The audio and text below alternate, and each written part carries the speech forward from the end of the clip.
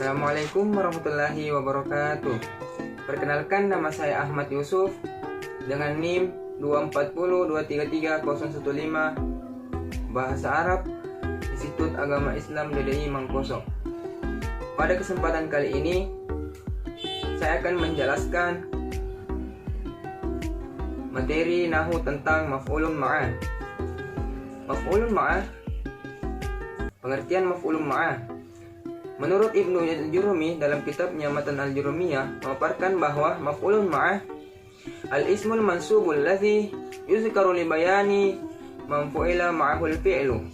Isim yang dinasab atau isim mansub yang disebutkan untuk menjelaskan suatu pekerjaan yang dilakukan bersamaan dengan orang yang melakukan pekerjaan tersebut. Dalam kitab Qawaidul Lughah Arabiyah jelaskan bahwa ismul mansubun yuzkaru ba'da wawi bima'nal ma'ah di dalalatil masabihati. Isim mansub yang dinasab untuk yang berada setelah waw jamak bermakna bersama untuk menjelaskan sesuatu pekerjaan yang dilakukan pelaku yang dilakukan secara bersamaan dengan perbuatan tersebut. Sedangkan Syekh Syafaruddin Yahya dalam kitab Nazm Amriti memberikan definisi maf'ul ma'ah sebagai berikut. Ta'rifuhu ismun ba'da wawil fassar ta'rifuhu ismun ba'da wawin fassar man kana ma'hu fi'lu ghairihi jaro. Definisi maf'ul ma'ah yaitu kalimat isim yang terletak setelah waw ma'iyah yang menjelaskan satu pekerjaan yang bersamaan dengan pekerjaan orang lain.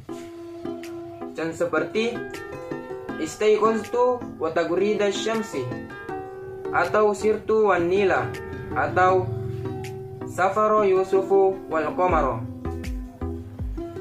Yang kedua itu syarat-syarat maf'ul ma'ah. Berdasarkan definisi sebelumnya, suatu lafaz bisa menjadi maf'ul ma'ah dengan beberapa syarat. Yang pertama itu terbuat dari isim. Artinya maf'ul ma'ah tidak bisa terbuat dari fi'il, kata kerja maupun huruf. Yang kedua, berada setelah waw ma'iyah yang terletak tepat setelah waw yang bermakna bersama atau menyertai. Dengan demikian, ketika setelah ada waw yang bermakna ma'iyah, maka pasti setelahnya itu berkedudukan sebagai maf'ulun ma'ah. Yang ketiga, mansub dibaca nasab, harus dibaca dengan tanda nasab beri'rab nasab. Maf'ulun ma'ah merupakan salah satu isim yang beri'rab nasab mansubatul asma bersamaan dengan maf'ulun bi, tamyiz hal, isim inna, khobar kana, munada, dan lainnya.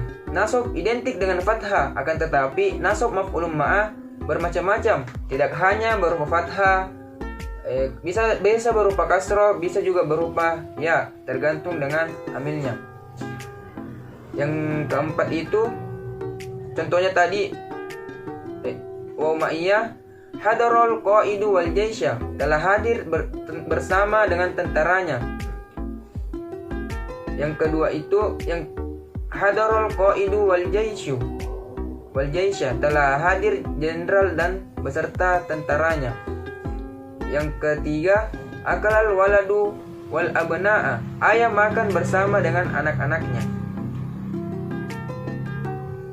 Yang keempat, didahului fi'il atau syibahul fi'il.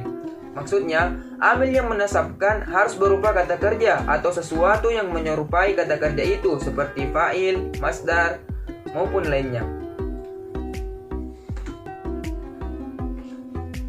Contohnya, sirtu wan naharo, aku berjalan bersama dengan siang hari, itu bersama dengan fi'il. Sedangkan syibahul fi'ilnya, isim fa'ilnya, ana sa'irun wal hadiqata, saya berjalan bersama dengan taman itu, atau taman itu menemani, sambil menemani, taman itu ikut menemani.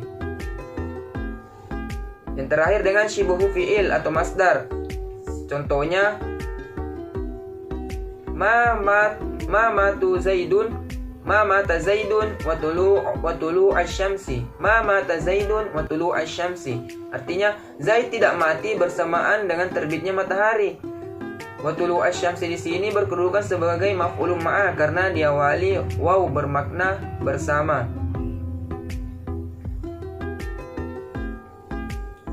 Yang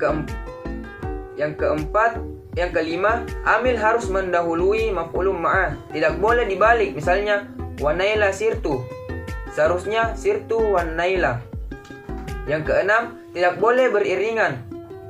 Maksudnya tidak bersamaan hukumnya. Isim setelah waw tidak boleh setara hukumnya dengan amilnya. Contohnya Zaidun wa Umaru, karena Umaru di situ maktub ke Zaid. Jadi bukan berkedudukan sebagai maf'ulun ma'ah.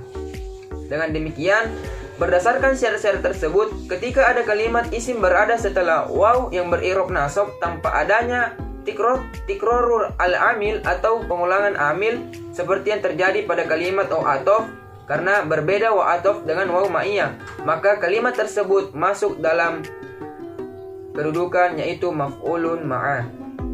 Adapun perbedaan waw ma'iyah dan waw atfin, pasti teman-teman sekalian pernah bertanya, apakah perbedaan antara waw ma'iyah dan waw atfin? Seperti dalam ungkapan idza hadarul qaidu wal jaisha dan ungkapan hadarul qaidu wal jaishu. Apa perbedaan dari kalimat tersebut? Maka jawabannya itu jika perbedaannya itu, jika kita menggunakan waw ma'iyah pada ungkapan pertama yaitu hadarul qaidu wal jaisha, maka makna jenderal dan tentaranya sudah pasti datang secara bersamaan. Tetapi jika kita menggunakan hadarul qaidu wal jaishu, masih secara makna tidak diketahui siapa yang datang duluan, apakah jenderal yang datang duluan ataukah bala tentaranya yang datang terlebih dahulu, karena bermakna atfin atau tidak secara bersamaan karena mengikut. Perbedaan utamanya itu antara waw ma'iyah dengan waw atfin adalah terletak pada maknanya. Waw ma'iyah bermakna bersama atau menunjukkan kebersamaan secara mutlak, pure bersama. Adapun waw atfin atau adalah kata sambung atau konjungsi yang hanya menggabungkan dua hal tanpa makna bersamaan secara mutlak, bisa jadi berurutan atau tidak. Maksudnya waw ma'iyah biasa diikuti isim mansub bermakna ma'a atau bersamaan, tetapi kalau seringkali menghilangkan isim setelahnya tanpa merusak kalimat. Sementara waw atof maksudnya menghubungkan dua kata atau kalimat yang memiliki status gramatikal yang sama. Contohnya waw ma'iyah fungsinya menghubungkan kata atau kalimat, bisa berarti tertib atau tidak. Ciri-cirinya hukum mengikuti i'rabnya kata sebelumnya. Jika kata sebelumnya marfu, maka isim setelahnya marfu juga. Mansub, majzum. Tidak selalu berarti bersamaan. Bisa jadi summa atau hanya sekedar wow. Itu contoh penjelasan waw atof. Seperti contohnya itu hadarul qaidu wal jaishu, datang pemimpin dan tentara. Karena waw di sini bukan waw ma'iyah tetapi waw atof yang berarti maktub atau bersama. Tidak berarti dia hanya maksudnya datang pemimpin dan tentaranya. Bisa jadi pemimpin datang terlebih dahulu atau tentaranya karena tidak bersamaan. Adapun waw ma'iyah, ciri-cirinya isim setelahnya dibaca mansub menjadi maf'ulun ma'ah dan terletak setelah waw ma'ah. Sering muncul setelah kalimat sempurna jumlah mufid, fi'il, fa'il dan maf'ulun, maf'ul. Maf'ulnya itu berarti maf'ulun ma'ah karena didahului waw ma'ah berarti bersamaan. Jika isim setelahnya dihapus, kalimat tetap sempurna maknanya.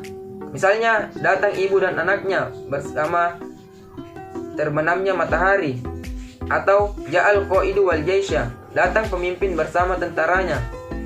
Tetapi jikalau tidak ada waw ma'iyah, maka tidak dapat dikatakan jumlah mufid.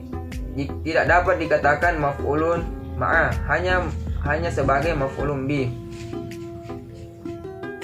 Itulah tadi pemaparan materi saya mengenai isim-isim yang dinasab yaitu maf'ulun ma'ah. Kesimpulannya adalah maf'ulun ma'ah terletak setelah waw ma'ah yang berarti bersama. Segala sesuatu yang dilakukan pelaku terjadi, perbuatan itu terjadi bersamaan dengan apa yang dilakukan oleh pelaku, seperti istaiqaztu wa taghrida syamsi. Sekianlah yang sempat saya sampaikan, kurang dan lebihnya mohon dimaafkan. Billahi taufik wa wal irsyad. Wassalamualaikum warahmatullahi wabarakatuh.